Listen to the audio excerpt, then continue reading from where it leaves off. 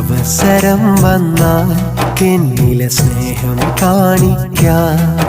എന്നുള്ളിലെ സ്നേഹങ്ങൾ മുഴുവൻ നിന്നെ അറിയിക്കാം. കീറിമുറിച്ച് നെഞ്ചു പിളർത്തി കാണണമോ എൻ സ്നേഹം? അലറി വിളിച്ച് നാലാൾ കേൾക്കെ പറയണമോ എൻ സ്നേഹം? ഈ ദേഹം മുഴുവൻ പൊള്ളിച്ചെഴുതി അറിയിക്കണമോ ഞാൻ?